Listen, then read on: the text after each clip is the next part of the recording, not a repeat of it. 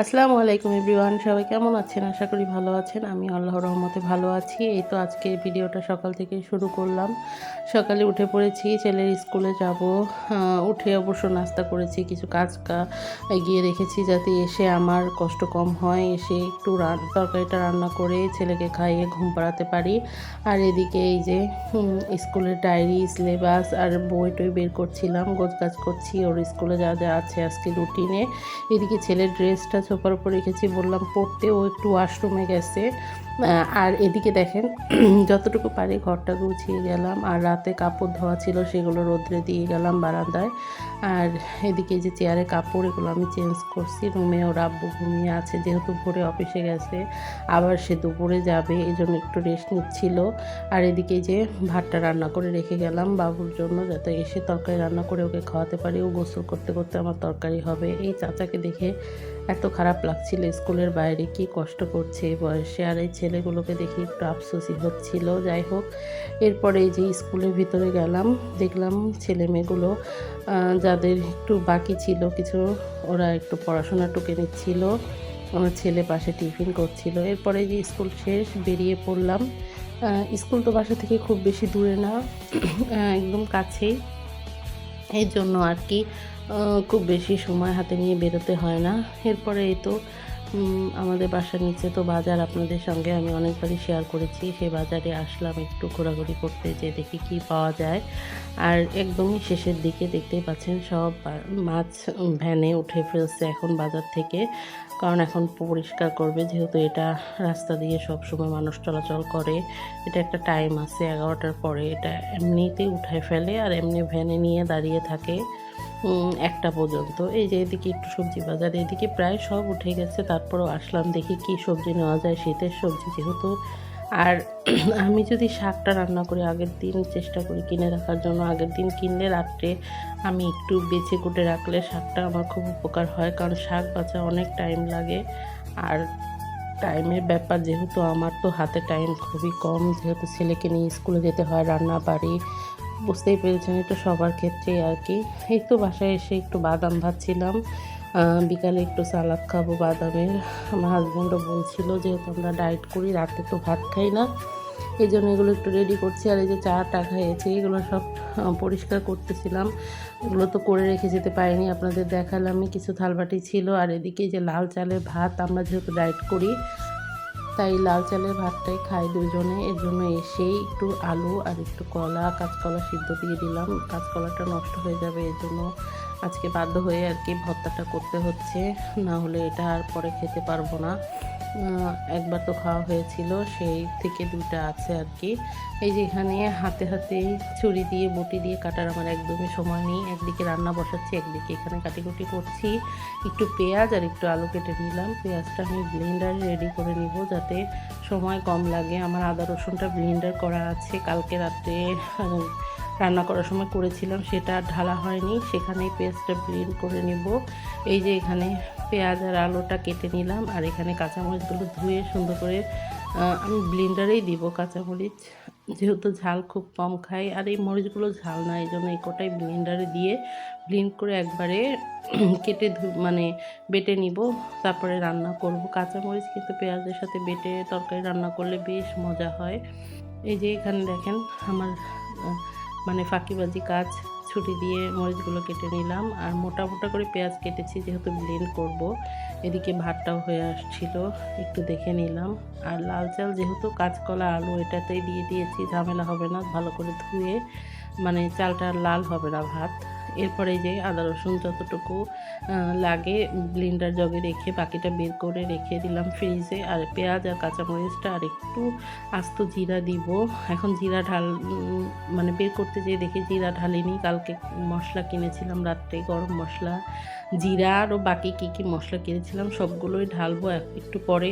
তা এখন জিরাটা ঢেলে নিলাম, যেহেতু আমার জিরাটা এখন প্রয়োজন। কাঁচা জিরা দিয়ে পেঁয়াজটা কাঁচামরিচটা ব্লেন্ডার করে নিব। এরপরে লাস্টের দিকে ভাজা যে জিরা আছে সেটা দিব তরকারিতে। এদিকে দেখি পানি কম হয়ে গেছে, এর জন্য একটু পানি দিয়ে নিলাম ব্লেন্ডার জগে। খুব ভালো করে ব্লেন্ড করে নিচ্ছি এটাকে। এরপর তেলের উপর দিয়ে মাছটা রান্না করবো। এদিকে মাছটা ধুয়ে নিচ্ছিলাম। মাছটা ধোয়া ছিল, তারপরও ভালো করে একটু ধুয়ে নিচ্ছিলাম, যেহেতু ফ্রিজে ছিল গন্ধ হবে এই জন্য। মাছগুলো ভালো করে ধোয়া হয়ে যাওয়ার পরে এগুলোকে একটু তেল, মরিচের গুঁড়ো এবং হলুদের গুঁড়ো আর লবণ দিয়ে মাখিয়ে রাখবো। তেল দিব যাতে করে মশলাটা এটার গায়ে লেগে থাকে। অবশ্য লবণ দিয়ে আমি আবারও ধুয়ে নিচ্ছি ভালো করে। আর ওটা মশলাটা মেখে আমি কিছুক্ষণ রেখে তারপরে হালকা ভেজে নেব। আমি আর আমার ছেলে হালকা ভেজেই খাই, কিন্তু আমার হাসব্যান্ড মাছ ভাজাটা একটু কড়া করে না হলে খেতে চায় না, ওর কাছে গন্ধ লাগে। এই জন্য এই তো বললামই তো, তেল, হলুদ, মরিচ, লবণ দিয়ে ভেজে নেব। আর একটু হ্যাঁ, আর একটু জিরার গুঁড়াও অ্যাড করছি। এরপরে এটাকে কিছুক্ষণ রেখে ভেজে নেব। আর মাছগুলো আজকে আমি পালং শাক দিয়ে রান্না করব। অনেক দিন ধরে খেতে ইচ্ছা করছিল। আর শীতে পালং শাক দিয়ে মাছের ঝোল কিন্তু খেতে খুব ভাল লাগে। তবে আমাদের আঞ্চলিক আর কি এলাকায় আমরা পুঁটি মাছ দিয়ে সচরাচর এই পালং শাকটা রান্না করি। এটা খেতে অনেক মজা হয়, যেহেতু শীতে পুঁটি মাছে প্রচুর পরিমাণে তেল হয়। যাই হোক, এই যে এখন মাছগুলো আমি ভেজে নিচ্ছি এক এক করে। আমি আর আমার ছেলের জন্য হালকা ভেজে নেব, আর আমার হাজব্যান্ডের জন্য মাছগুলো একটু কড়া করে ভাজবো। ও যেহেতু মাছ খেতে চায় না, ওর মাছে প্রচুর গন্ধ লাগে এটা বলে, এই জন্য আমি কড়া ভেজে দিই যাতে কোনো গন্ধ না হয়। আর কড়া ভেজে দিলে ও খায়, বলে মজা লাগে। তবে ও সব মাছ খায় না, কাতল, রুই, বড় মাছ ছাড়া খেতে চায় না আসলে। এর ভিতরে বোয়াল, পাঙ্গাস এগুলো তো খাই না। যদি নদীর কখনো হয়, ভাগ্যে মিলে যায় তখন খায়, তাছাড়া খেতে চায় না। আর এদিকে মাছ ভাজছি আর শাকগুলোও বেছে নিচ্ছি। শাকগুলো খুব তাজা ছিল, কিন্তু খুব পাতাগুলো পোকায় খাওয়া ছিল, এই জন্য সতর্কতাভাবে একটু বেছে নিচ্ছি।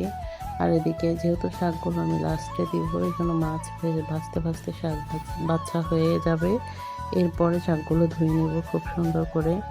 আর পালং শাকে কিন্তু প্রচুর পরিমাণে কাদা থাকে। এই তো দেখতেই পাচ্ছেন, এখানে আবার একটু ময়লা পড়লো, উঠাই ফেললাম। যাই হোক, এই জায়গাটা পরিষ্কার করে নিচ্ছি। এরপরে শাকগুলো ভালো করে ধুয়ে একটু পানি ঝরিয়ে রাখবো, কারণ যেহেতু ঝোল লাস্টের দিকে দেব, এই জন্য পানিটা ঝরিয়ে নিলে তরকারিটা পানির পরিমাণ কম উঠবে। এই তো এখানে আমি শাকগুলো এখন ধুয়ে নিচ্ছি। আর আমি প্লাস্টিকের জালিগুলো খুব কম ইউজ করি। হ্যাঁ, ঢাকার জন্য ইউজ করি। ঢাকতে তো আর সমস্যা নাই, কারণ ঢাকার সাথে তো খাবারের সংস্পর্শ আসে না। কিন্তু যেটা আমি ইউজ করি এটা আসলে খুব বেশি, আমার মনে হয় যে গরম জিনিস বা এই যে রাখলে খাবার জিনিস লং টাইম, এই জন্য আর কি আমি জালিগুলো খুব কম ইউজ করি। যেহেতু জালিগুলোর প্লাস্টিক সাধারণত খুব ভালো হওয়ার সম্ভাবনা কম থাকে, এই জন্য। অবশ্য আরএফএলেরগুলো একটু ভালো থাকে, ফুড গ্রেডের থাকে। আর এই যে আমি যে প্লাস্টিকের সাদা গামলাটা ইউজ করি, এটা আমি কখনো গরম কিছু ঢালি না, শুধু মাছ ধুই।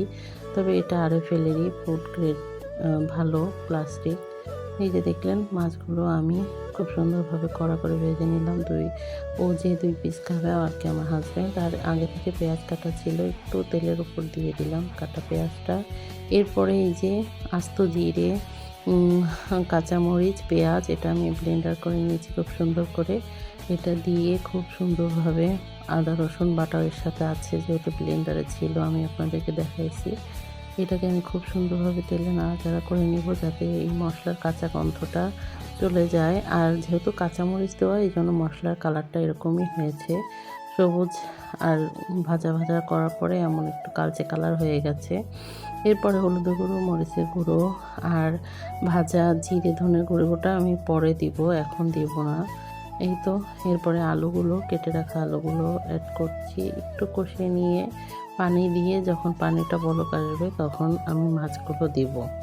আর আলুগুলো সুন্দরভাবে মশলার সাথে কষিয়ে নিচ্ছি, যাতে করে সবজির যে কাঁচা সেটা হয়ে যায়, গন্ধটা চলে যায়, এই জন্য। এরপর একটু পানি অ্যাড করে নিলাম। এই পানিটা আমি পাশের চুলায় একটু গরম করে নিয়েছিলাম।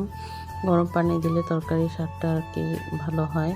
এই তো বলক উঠে গেছে, এখন আমি এক এক করে মাছগুলো দিয়ে দিব। হালকা ভাজা মাছগুলো আগে দেওয়া লাগবে, কারণ যেহেতু এটা হালকা ভাজা, কড়া ভাজা মাছগুলো লাস্টের দিকে দিলেও হয়, তবে আমি সব একসাথেই দিয়ে দিলাম। তারপরে আস্তে শেষের দিকে এই শাকগুলো অ্যাড করব। শেষের দিক বলতে তাও 10 মিনিট 10-15 মিনিট আমি এটাকে আবার একটু রান্না করব। তারপরে নামিয়ে নেব। জিরা ধনিয়া গুঁড়া দেব, দিয়ে লবণটা দেখে নামিয়ে নিব। এই তো আমার মাছ তরকারি হয়ে গেছে রুই মাছের। এদিকে ছেলের ভাতটা দেখালাম, এই যে জিরার গুঁড়ো বললামই, আমি লাস্টের দিকে দিয়ে একটু বলক দিয়ে নামিয়ে নিব। এরপরে টমেটো দিব একটু লাস্টে। টমেটোগুলো যেহেতু অনেক পাকা ছিল এই জন্য লাস্টের দিকে দেব, এটা একটু নরম হয়ে আসবে ঝাল দিলেই। এরপরে আমার ছেলেকে আগে খাইয়ে নেব, ওর প্রচুর ক্ষুধা লেগেছে যেহেতু স্কুল থেকে এসেছে। তারপরে আস্তে আস্তে রান্না করে যে পরিষ্কার করাটা, এই চুলা পরিষ্কার করে আমরা খেয়ে নেব। এই তো বললাম ওটা আগে উঠাচ্ছি যাতে ওকে একটু খাইয়ে ওকে বিছানায় পাঠিয়ে আমি আমার কাজগুলো সেরে নিব। তারপরে আমার হাজব্যান্ড আর আমি একসাথে খেয়ে নিব। ও আবার খেয়ে বের হবে, অফিসে যাবে। খেতে কিন্তু অনেক মজা হয়েছিল, আর কতগুলো শাক দিয়েছিলাম দেখেন, পরিমাণে কত কম হয়ে গেছে শাকটা। এই তো আপনাদের সঙ্গে শেয়ার করছি, এখনও কত কাজ বাকি। মশলাগুলো উঠাবো, তারপরে ঘরদোর পরিষ্কার করতে হবে। দেখেন স্কুলে যাওয়ার আগে কিন্তু মোটামুটি গুছিয়ে রেখে গেছিলাম, এই আমার ছেলের কাজ এগুলো। আর আমাদের আজকে বাজার এনেছে, এই জন্যে দেখেন আমার ছেলে উপর থেকে কাঠ নামাতে যায় সব ফেলে দিছে। ওই বস্তায় কিন্তু আমাদের রেশনগুলো উঠাবো। তার আগে আমি একটু ডিটক্স ওয়াটার বানিয়ে রেখেছিলাম রাত্রে, সেই ডিটক্স ওয়াটারটা খাচ্ছি। এটা আমি সব সময় খাই না, খেতে খুব একটা ভালো লাগে না, কিন্তু মাঝে মধ্যেই খাই, যেহেতু মাঝে মধ্যে খাওয়া ভালো।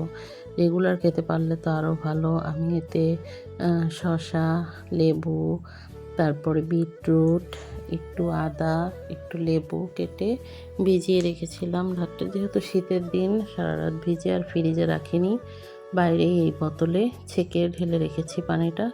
এখন আমি একটু একটু করে খাবার পানির সাথে মিশিয়ে খাবো, যে কবার পানি খাই। আর এদিকে এই যে ভাতে আলু আর কাঁচকলা দিয়েছিলাম, সেটা খুব সুন্দরভাবে কাঁটা চামচ দিয়ে সুন্দরভাবে মাখিয়ে নিলাম। এরপরে এখন আমি একটু কাটা পেঁয়াজ, শুকনো মরিচ, সরিষার তেল দিয়ে এটাকে ভর্তা করে নেব। আলু ভর্তা, কাঁচকলা ভর্তা দুটাই করব, সাথে একটু পেঁয়াজ ভর্তাও করব শুকনো মরিচ দিয়ে। আমার হাজব্যান্ডের খুব পছন্দ, তবে আসলে শুকনো মরিচ যত কম খাওয়া যায় তত শরীরের জন্য ভালো, কারণ এটা গ্যাস্ট্রিকের প্রবলেম করে। তারপরও মাঝে মাঝে খাওয়া হয়। আমার হাজব্যান্ড খুব পছন্দ করে এই শুকনো মরিচের ভর্তা। খাই, তবে আমি সব সময় খাই না। আর শীতের নতুন আলুটা যখন ভর্তা করি তখন আমি কাঁচামরিচ দিয়ে করি, ওটা আবার কাঁচামরিচ, কাঁচা পেঁয়াজ, ধনেপাতা দিয়ে বেশি ভালো লাগে। এই যে দেখতে পেলেন এখন আমি পেঁয়াজটা ভর্তা করে নিচ্ছি, তবে আমি শুকনো মরিচের পরিমাণ খুবই কম দিয়েছি, মাত্র দুটো। শুধু ওর বলার মানে বলছে এই জন্য বানানো, তাছাড়া আর কি। এই তো ভাত বেড়ে ফেললাম। এখানে এই যে পেঁয়াজ ভর্তা, আলু ভর্তা, কাঁচকলা ভর্তা, ঘি আর মাছের তরকারি, আর হলো বেগুন ভাজা। বেগুন ভাজাটা আপনাদের সঙ্গে শেয়ার করা হয়নি, আর একটু লেবু। এই তো এখনও উঠবে, ওঠার পরে আমি সব খেয়ে দিয়ে অফিসে চলে গেছে। আবার আমি এই যে দেখাচ্ছি আপনাদেরকে, সব গুছিয়ে নিয়েছি। আমার ছেলে ঘুম থেকে ওঠার পরে আমি সব গুছিয়ে নিয়েছি। সরি, ঘুম থেকে ওঠা না, ঘুমানো যাওয়ার আগে আমি সব গুছিয়ে নিয়েছি। এই যে ঘর তো সব গোছানো হয়ে গেছে। এখানে একটু ফ্যান চলছিল, গরম লাগছিল কাজ টাজ করে। আর আমার মনে হয় কি, আমার খাওয়া দাওয়ার থেকেও বেশি জরুরি হলো আগে কাজ সারা। যদি আমি ঘরটা গোছাতে পারি